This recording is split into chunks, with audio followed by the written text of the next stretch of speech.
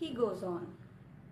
This specific aspect was to be observed and followed with the greatest attention also in the configuration of the individual child soul. The children's heart and mind must be studied. It was the teacher's task, Steiner said, to have or develop in the soul an exact psychic image of every pupil.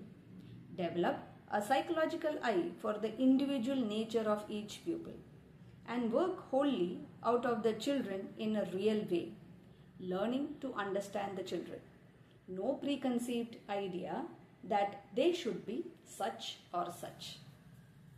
So இங்கே first சொன்ன மாதிரி நம்மளோட approach எப்படி இருக்கணும்னா அந்த சைல்டை நம்ம psychological லெவலில் புரிஞ்சுக்கணும்.